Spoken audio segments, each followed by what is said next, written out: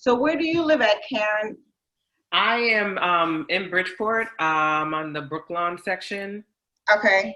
So I've been here, oh my God, uh, 22 years. Um, Okay. yeah, and even, like within my condo complex, it's definitely transitioned. Um, this was primarily a Jewish area, and now it's transitioned to the point where it's like, okay, I don't know how much longer I want to stay. It's not as quiet as it used to be. And you know how you get older, your kids grow up, you just like you want to hear all that noise. Um, so I am like so there right now. But yeah. So Yeah. So even like I'm the same way. I've always been that way though. I've always been um like a homebody, like I'm used to my space and time. So like when I hear noises when I want to hear noise, Mhm. I, you know, and then my parents are like old school, so it's like you don't want to disrupt your neighbors. You don't want to disrupt anybody else if you want to, so one side of my house, I don't have no one that lives on the side of my house. It's just trees. And I Mhm. feel like I don't want to blast my music that loud in case someone else around me, you know what I mean? Yeah. But I feel you on that one. Mhm. Yeah. So.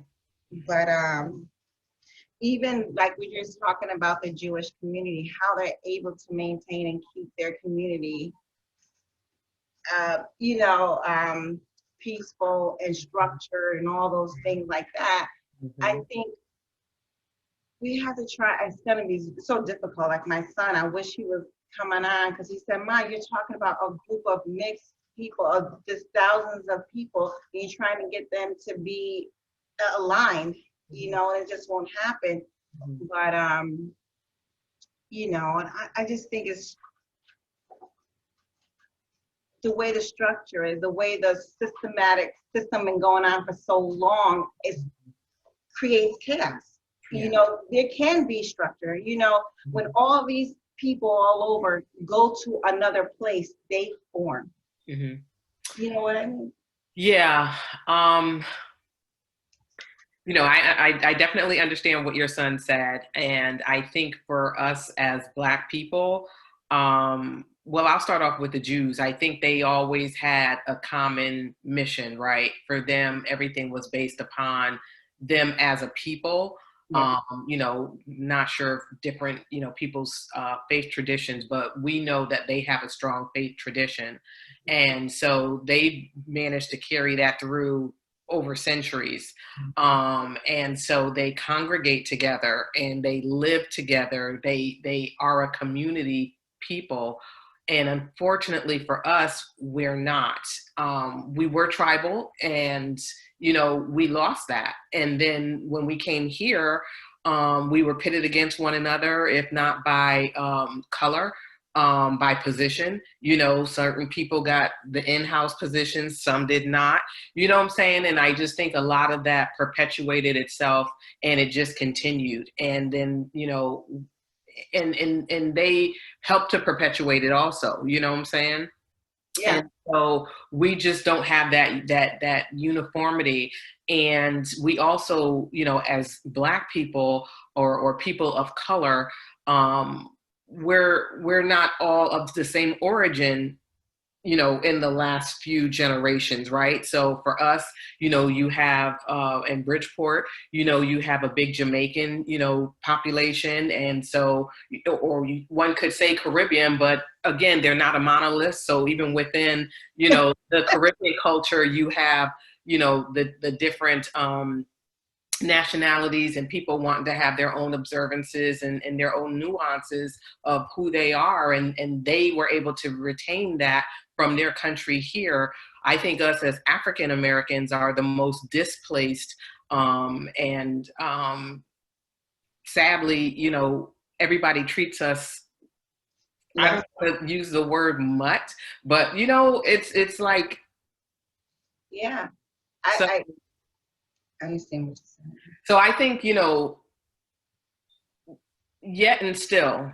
there's that common denominator. There's those things that people can agree upon are amiss in this city. And once we identify what those things are, we assign those as the low hanging fruit, and we just have to attack it. So if it's safety, if it's education, you don't have to be Black to agree that Bridgeport school system is deplorable. You Yeah. don't have to be, Black to agree that, crime is an issue. So I think it's, and you outlined the topics within the agenda. But again, we don't have to all, be of oneness in order to agree on what some of the areas of improvement are. And so again, we identify those and we attack them, and then we start to, level up and say, okay, what next? Yes, yes, I totally agree. I think that makes sense because people don't see the points that you're saying that we can't agree on. People don't see it. They're like, okay, you're Democrat, I'm a Republican, or you're poor and I'm this, or you're on food stamps and I'm here. You know what I'm saying? We're different. No, we're not. We all have, if you go to the core, we all want the same thing for everyone. And how we feel that we can obtain it may be a different story, and sometimes, with the crime that really, really gets to my heart, especially with the children, it's, and when you speak to them, I was realizing, I was asking questions and I'm like, they just think differently. Like they don't see the issues as we see it. I don't know. I'm trying to think back when I was a teen, in Bridgeport growing up, because there was a lot of crime when I was a kid. And I don't know if the picture is the same for them. But even when I was a kid and there was crime, I knew it. I knew it was wrong. Like I knew it was crime. I knew it was something that we had to attack. But sometimes if you talk to the kids, they're like, oh, it's nothing. And you're like, how is it nothing? And it seems like they've been conditioned to accept death, right, murder. What's the street rules. If I say, wow, this woman got robbed, and somebody put a gun to her head, like an older 78-year-old woman got robbed, somebody put a gun to her head, and the kids are saying, what's the problem? You robbed someone with a gun. I said, well, why would you, with all that strength, need a gun for an older lady? Robbing is wrong, but if you're okay, you're on drugs, or you need food, or whatever the case you're trying to say, right. When did it come to pointing a gun to her head? And why do you think that is okay? And then why the other kids, when you bring it to them, they're saying, well, that's not a problem. That's an issue for us. For community, for the world, how we're supposed to live and love on one another, or at least respect one another, when it's okay to rob someone, or it's okay to harm someone that has done none wrong to you, So we have to evaluate and question, what have we been feeding these kids that they find that this is okay, Or what haven't we been feeding them? Exactly. And that really is a sad reality. A few years ago, I worked on a grant for trauma, community trauma, or trauma in our neighborhoods. And one of the things that the curriculum taught me was that it is a cultural norm for those of us in areas such as Bridgeport to walk down the street and see a used needle, or to see, not as prevalent, but, a vial of crack, or a little, dope bag, empty, of course, and just keep hop, skipping, and jumping, because it's like seeing a bag of potato chips and just regular litter on the street. It is a norm to hear gunfire if you're in certain areas of the city. But if you were in Fairfield or in Westport, you would be aghast and clutching the pearls. That's not their cultural norm. So unfortunately for our kids, this is what they've grown up in. And I mean, you'll share the video. I don't mind saying, you could see all the gray around the forehead, but I'm 52.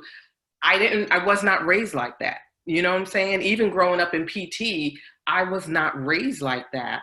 And so it isn't anything that I've ever wanted to become accustomed to. Yeah. But unfortunately, there's been that deterioration, and for a generation at least now, there are those kids and 20 some odd year olds, maybe even 30-year-olds, who this is their norm. This is their everyday norm. If there was a night of silence, it would probably bother them. Hmm. Hmm. It And would probably bother them. yeah, yeah, I agree. And even I grew up in the So, graduated in 93, so I was growing up in the 90s, and it says my internet is unstable. Can you hear me? mhm. Okay. You So, did blank for a minute. You froze. so I was saying, I was around some of the stuff, and Bridgeport at the time, Black people dying, but I absorbed what I wanted to absorb. And I do realize that. I do realize that a lot of people like Elaine, you were right there. Like, you don't know. How'd you miss it, girl? Girl, why? And I think as a kid or even now, I'm always looking at people like, why? Like, and I never get an answer. And it really bothers me to say, okay, why would you think that way? Why would you do that? And why do you think that's okay? And, somebody got killed. Am I the only one that hurt? Am I the only one going home crying? Are we all, realize that? And then it was like funeral after funeral, and it was younger and getting younger. And then it kind of slowed down for a lot of years, and now it's picking back up. I don't think it's as bad. It appears to be bad, but I think the numbers are way lower than what it was when I was a teenager. But I still feel that what's happening in Bridgeport is happening in a lot of other large minority cities. It's the same thing. So I figure if we can create a blueprint here, it can be passed through. But we have to reconstruct everything. We have to make sure that they can stop being used to seeing needles on the ground. We got to stop them from seeing bags all over the place. We got to stop them from getting accustomed to certain behaviors that contribute, that makes them comfortable with harming each other, and this code of the street is just really, I don't understand it. And whenever I ask someone, an ex-drug dealer, like I know drug dealers, I know them. And when I ask them why, and I keep going the why, they get deeper and deeper, and then they really don't have an answer at the end of the day. It's just a custom. It's just something that they just walked into, like Bridgeport set up for those, because it's not everyone. There's great children here that go to school, they graduate, they never harmed anyone, they never did any of that.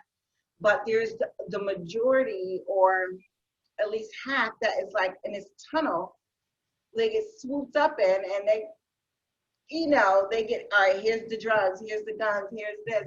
They go on this path of seeing this behavior. Now they come out conditioned to, so we really got to change that path. We really got to put it in a stop. And so I know there's a lot of programs that tackle things after the fact. But and I don't really know all the programs, I'm not going to say that, but I need to see more that helps prevent, more prevention. When it comes to school, we don't have anything in the schools that help kids talk about the issues of their lives in Bridgeport. When they had the meth, it went around worldwide inside schools. Let's talk about meth, because there's a lot of, Caucasian people that die of it, overdose. Is their issue, so it becomes a worldwide issue, And so they discuss it, they talk about it, they go and speak to the kids about it so they can understand what's happening. But in Bridgeport, you have a lot of single parents. That needs to be discussion in school. You know what I mean? A lot of drugs, murders, all those things, all the things that cause trauma to our children should be discussed in school to help them navigate that, to help them understand through that. You know what I mean? And hopefully not repeat it. But I don't see that. I don't see that being picked up, with the kids. So I just think that we have to put a lot of, we got to put steps in every aspect of a child's life to help catch them from going through that path, as far as prevention goes. And,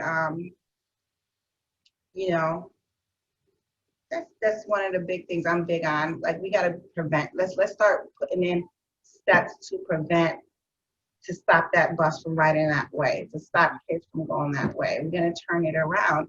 And it has to be in the system, because it's the system that helps create the path that they're going in now. Mm-hmm. You know, so it has to be in the school system. It has to be in the community. It has to be on a politician's agenda to change things that helps kids go on that path. Mm-hmm. You know, the jobs in Bridgeport, the companies that come there, the businesses that are owned, they're not owned by anyone inside Bridgeport. Not that there is some, there's a lot, but I'm talking about the big businesses that employ hundreds of people. Mm-hmm. Not one or two, you know, or hundreds of people, because those parents got to get to work. Those teenagers need a job. Right. You know, you can't say, come off the street, don't sell drugs, and just do what? Right. Right. What's the alternative for that? What's the alternative? You take something, you got to give them something else. Mm-hmm. Mm-hmm. You know, so I just think that I would like to form a group where we can get on everybody with that. Get on the politicians. What are you doing for us? This is what we want done. And if it's not done, then we can pull the community, get you out. Who can we put in that's going to give us what we want inside the school system? Yeah. So I'm taking a few notes. One of the things that has astounded me within the past couple of years, I've been with my company for 22 years. I work at a company in Stanford, and I started there 22 years ago. And then they had a satellite office in Trumbull, and I was, director. I moved the team there because everybody was Norwalk or North. So I was like, well, I keep driving to Stanford. So I was in Trumbull for 14 years up until 2017. I went back to Stanford to headquarters, and I could not believe, because trust me when I tell you, I tried not to go back to Stanford in those 14 years of having to do that traffic. It was like, no, let's do, a Zoom type meeting. Everything is video conference. I'm not trying to drive to Stanford early in the morning or on a Friday afternoon. But then I had to. And once I started going out and doing lunch and, just going back into the different neighborhoods, I was astounded by the growth that transpired in that city in the 14 years or so that I only just went straight through from I-95, headed south.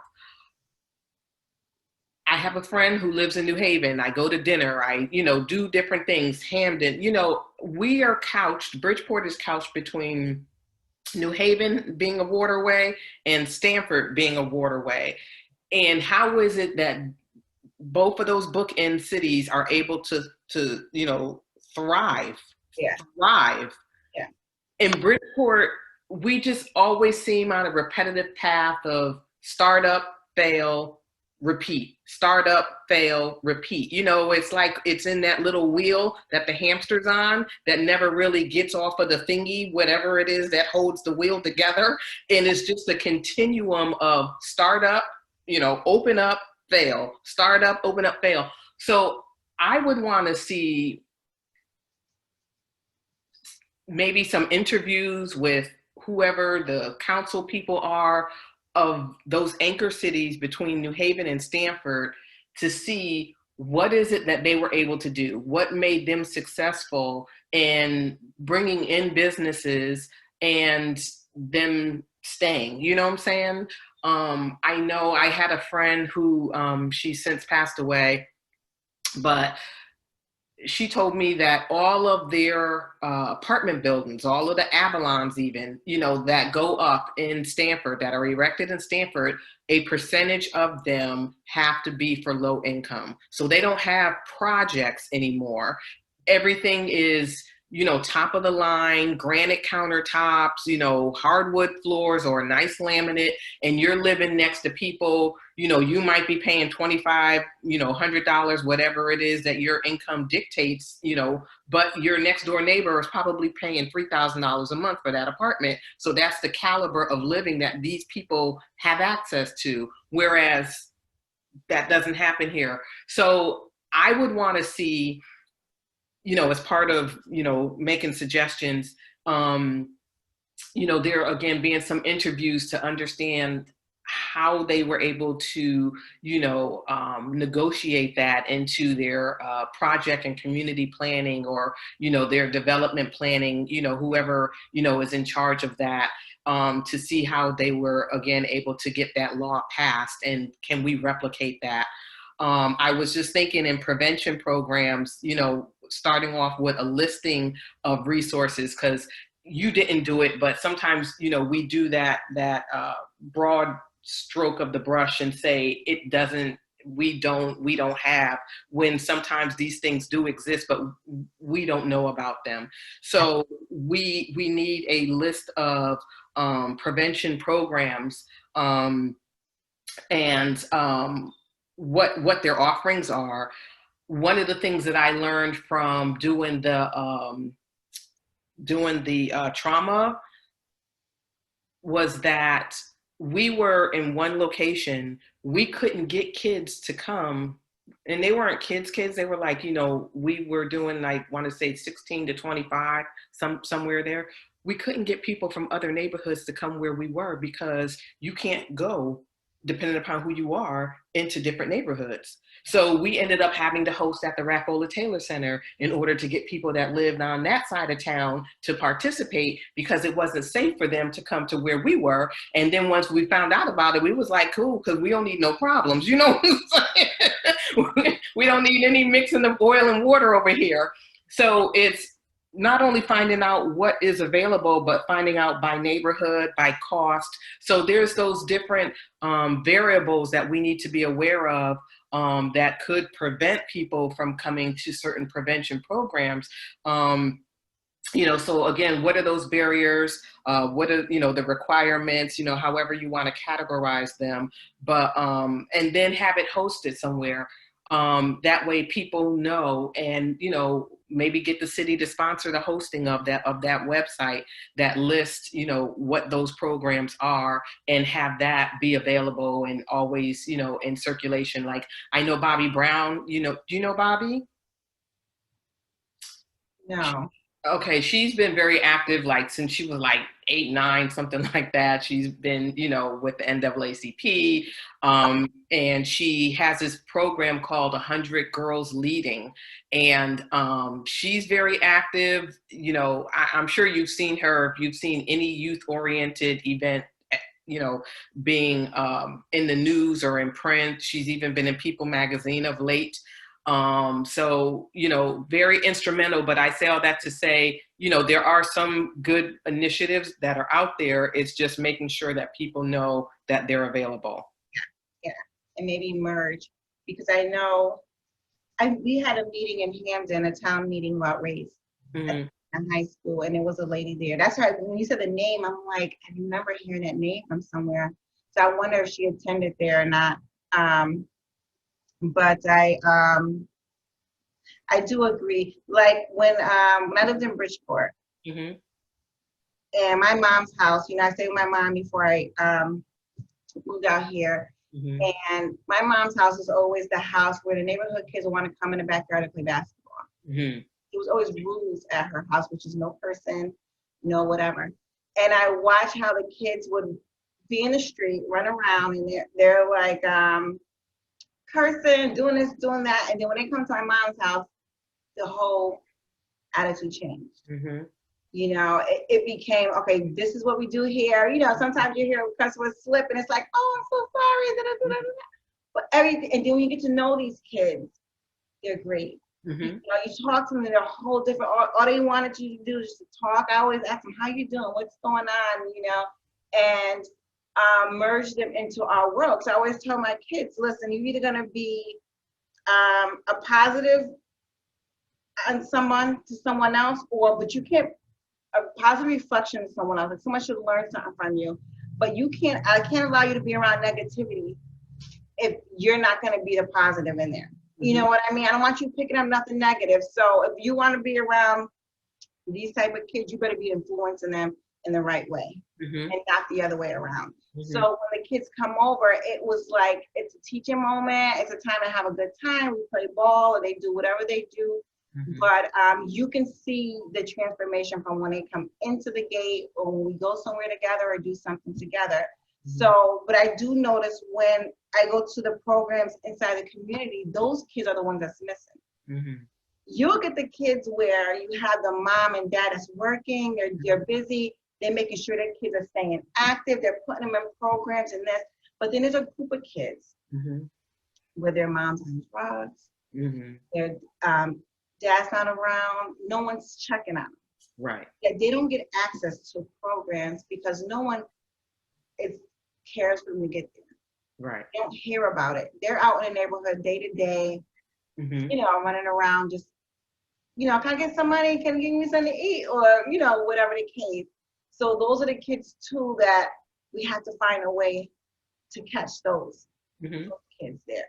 Yeah. But so I think that was a great idea to find out about the programs, but we also have to make sure that there's a level of kids, and I keep saying these group of kids are always missed. They're always missed because there's no one bringing them to those programs. Yeah. And then by the time they get 15 or 16, you can forget it. They're hardened. And it's understandable because if you're at 8 or 9 years old, you should be protected. And if you've been protecting yourself from 8 and 9, there's no way no one can tell you anything at 15, 16. Right. Right. Yeah. Yeah. And so I agree. I was doing a study of the YMCA inside Norwalk for my class.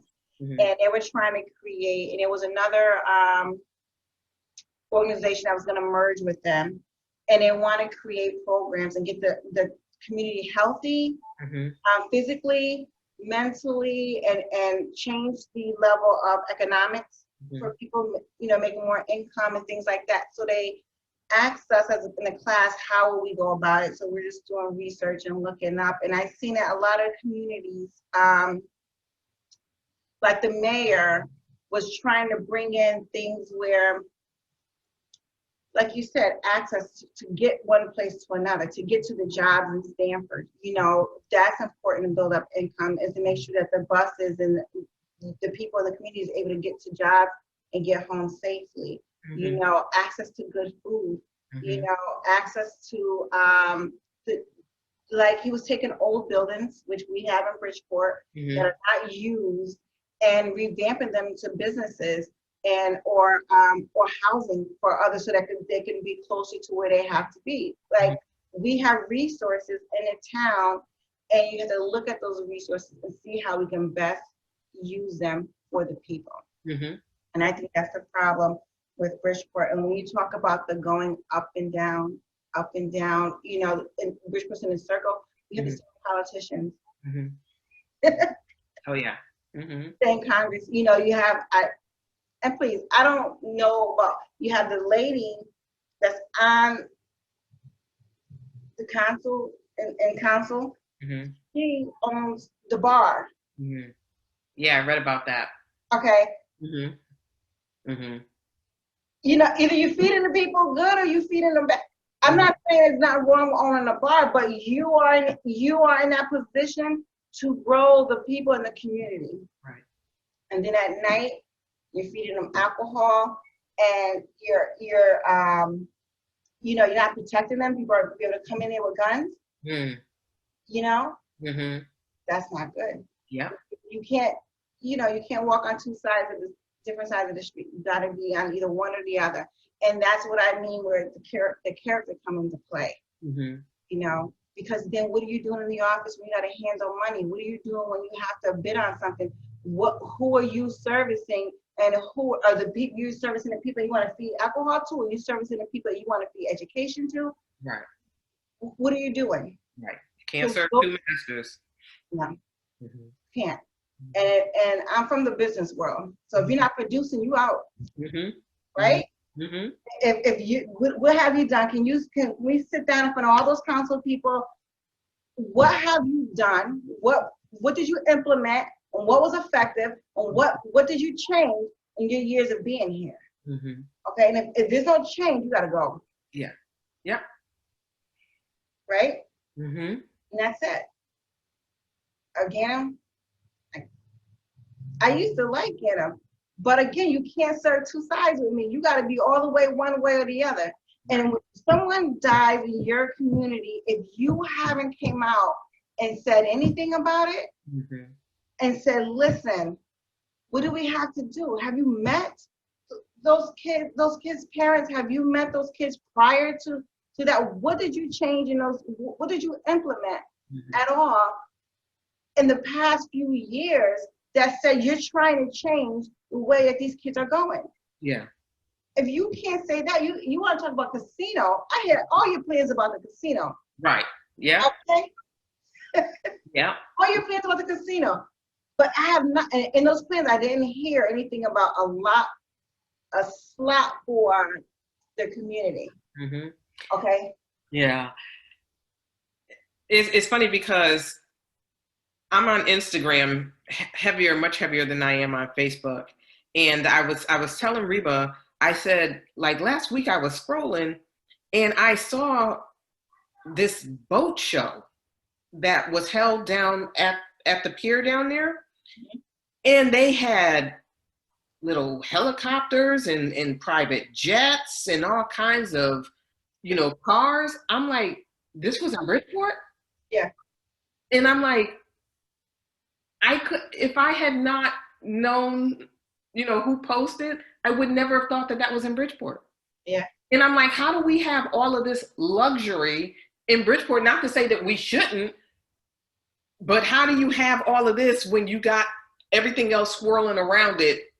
Exactly. A hot mess. You know what I'm saying? A hot mess. So I guess it's convenient because they can get right on off that East Main Street exit and then get right back on and go, to their Westports and Perry Ann's and Greenwich. But I was just like, wow, y'all put all of that together to be able to host these people who don't even contribute taxes to this city because we know they don't live here.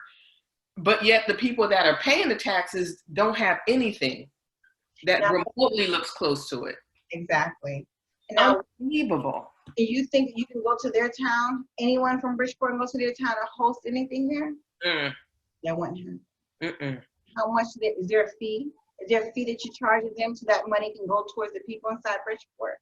Like everything you do, everything that happens in there should be thought of first. You want to host this luxury stuff, we want 10% of that of what you do, what you make, or the fee to go towards the community. And if you can't do that, you can't be here. And that's what I'm talking about. The the same thing with the statue inside Bridgeport with the Christopher Columbus statue. They're making a big thing. All of a sudden, the Italians want to come out and speak. Where was the Italians or audience? We're using that all this time. You know what I mean? Italy, put it over there on Madison Avenue somewhere in Little Italy. I know. And who are they paying that this small portion of their community can control what the majority want? Right. Whoever it is got to go. So we have to have check and balance inside Bridgeport. We have to make sure that the kids, the community is thought of first. In every deal that comes to Bridgeport, the community should have a win for it. Right. You bring in people and businesses for the community, not for the mayor and not for the businesses. Okay, so the businesses, you come and be profitable, but there should be a deal on the line that we will benefit from it. And if not, they shouldn't be there. I'm curious to see how many people that, what's that place in Bridgeport that opened up there, by the boat area? The Boca? That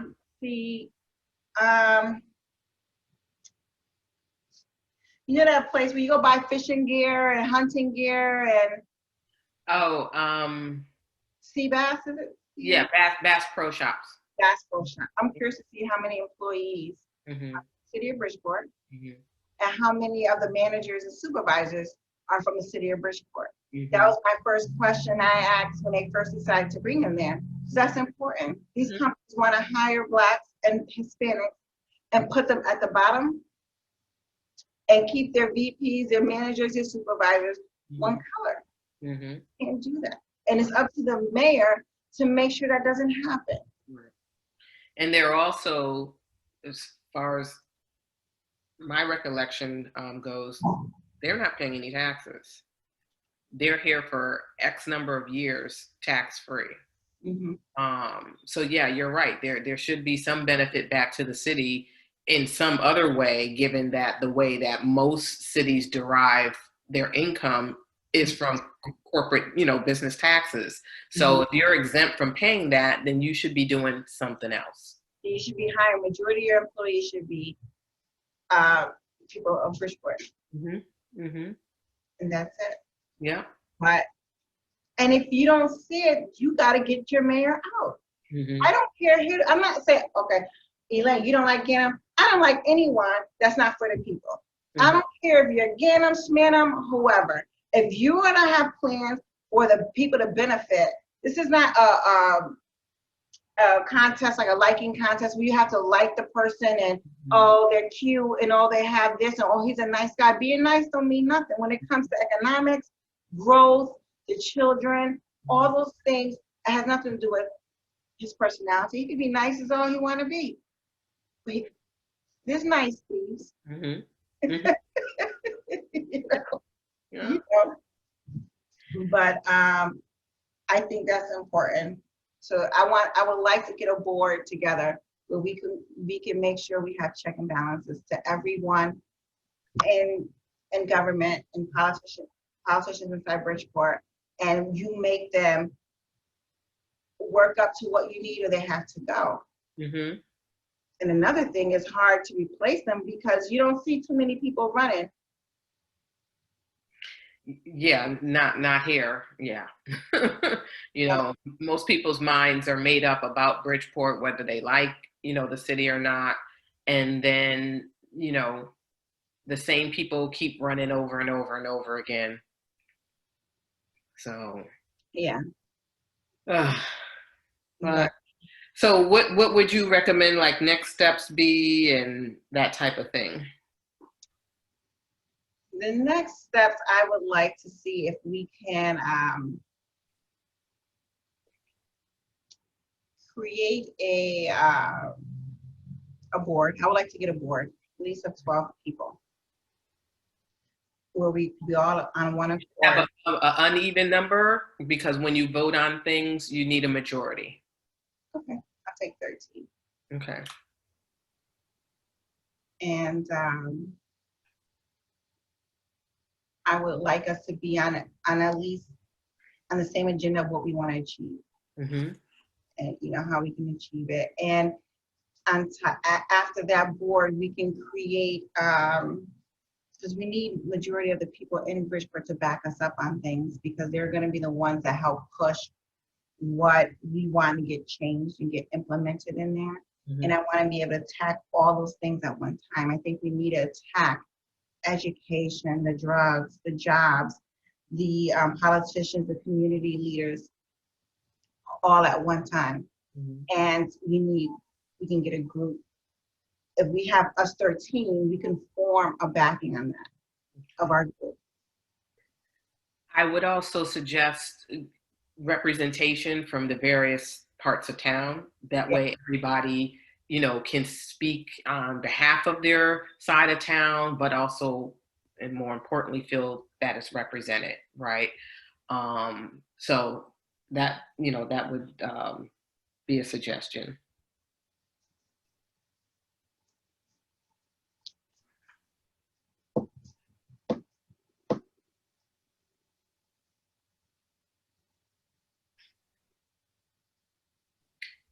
Okay.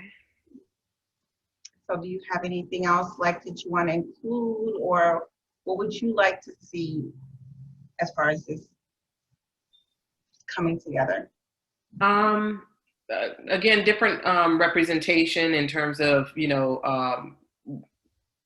I think it should be required that we have at least representation from each side of town. But from there, it could be, I don't know how you feel about mixed race, as far as the different demographics are concerned, but mixed race, age, even, political affiliation, not that it should be political, but we know, some, Republicans have more of a conservative viewpoint and, Democrats have more of a liberal. So that way, again, it's, pulling people's thoughts and ideas together and making sure that everybody's heard, because one of the things that I find in business that works well is when people have a stake in it, then the rollout and implementation and the adoption of it is usually easier, because it was like, okay, that's my piece of the pie right there. You know what I'm saying? So I'm proud of that. I'm going to promote this, da da da da da. So again, I think if we can get as diverse of a group of people as possible, we can get more buy-in and therefore go a lot further than it just being, a segment of the population based on mindedness, in the sense of I only want A, but I don't want to consider B through Z. You know what I'm saying? Yeah. So that would just be my thing, just inclusiveness. Yeah, I agree with, the mixed race, the age, Democrats, Republicans, and everything. The only thing I would like to do is just stay on target with helping the community, especially the African Americans and Latinos. Mm-hmm. I don't, like sometimes I don't want to go so off target that we spend any of the time doing other things. Mm-hmm. I really want it to be something that's going to be transformation for Bridgeport, to solely help the community come together and grow the economics, the jobs, the drugs, the kids, slow down the violence. I want to stay on target with that. And that's the main course. Helping the kids, you have to change all these other things. That's why I brought in economics, the education, that, because all that has a part on the kids. Mm-hmm. So whatever we do, it has to go back to the kids. Mm-hmm. It has to go back to the community. And if it goes back there, that's when we can move on. Mm-hmm. But I don't want to go off into, anything else. Mm-hmm. Like I said, and I do want, there's a character that has to be represented. I can't just have anyone come in and next thing you know, they're over here cursing and flipping out and arguing, and because I want the integrity of the group to be where people can trust and look up to us as a model. I want to model what we want to see. I think that's important. I don't care if you're Black, white, Hispanic, Republican, Democrat. You have to have some type of integrity with yourself in order for me to work. To work. I don't want to have to check inside the, Right. But I mean, I don't want to say, don't do that, or you shouldn't do that, or you should. I don't know if that's wrong with me, but I know for me is that when you want kids to look up to you and you want people to trust in you, you got to be able to show them what you're requiring from everyone else. Right. Not wanting to slip up the way you're over here cursing someone out or doing something crazy, and then they question a whole entire panel because you slipped up. I want someone that has integrity and honest. And other than that, I don't really care about race. I would like to see different races and different ages. Like my son, this one off of my son's gonna come in. Because they can tell us how they interpret everything, how their perception of what's going on, and talking to them, they're doing a lot of things that they don't even realize that's a problem. So they expect them to understand you can't go anywhere. You shouldn't be selling drugs. But we can go and change the system to where they don't want to sell. Right. And also, sometimes they don't want to hear anything from somebody that looks, like their parents. It's like, I don't need you nagging, you know what I'm saying? So having, you know, a few folks that are younger will help to reach that younger audience because, you know, they can talk it out, you know what I'm saying? Yeah, and they can see it. You gotta, and I know it's important for um, any youth to see themselves Mm-hmm. in a position that you're asking them to be in. You know, Mm-hmm. and I was telling my son, I said, in certain communities, they're the same way. They have the same mentality you have. It's just that everything focuses on where they're going. Mm-hmm. You know, they see their dad there, they see their mom there, the community is feeding them education, the school's feeding them good education, the community is hiring them, and then their peers are pushing them there. That, you know, most of my kids' friends that are Caucasian, they got jobs like this through other parents that own companies and businesses. Mm-hmm. You know, so it's not something that they said, oh, I'm Caucasian, so I know about getting a job and I know about doing this and I'm doing that. Everything's just moved. They're just following the same path, you know, going on the same highway, you know. Mm-hmm. And in our community, we don't have that. So the path that they have is just either the street or selling drugs. Mm-hmm. But my son, when he was 17, I think he was 17, I was teaching about you know, finances, his Mm-hmm. credit score, and raising his credit score and building his savings and all these things like that. And you know, he had friends that are all over the place. He got friends from the hood, you know, what they call the hood, and from, you know, whatever. I don't want to say, you know, well-to-do friends. Mm-hmm. And you know, the kids in the hood could see him go to work. You know, he worked at Stop and Shop for part-time while he went to school, but he was able to build his credit with that Stop and Shop money. He was able to put some money aside. He was able to get a high enough credit to get a car with a low interest rate and you know, a better deal. Yeah. Not because he made a lot of money, Mm-hmm. but because he used his money to benefit himself. You know, and so you can have, you know, you have your friend on the street that's selling drugs, that's out there all night, they don't got nothing, Mm-hmm. you know, and he just has a Stop and Shop job. I said, you should be pouring into your friends and letting them know how you did it, you know, so they can know it's not about always having a stack of money. It's what you do with it. What is that money doing for you? It's going to land you in jail, or it's going to help you build your credit, you know.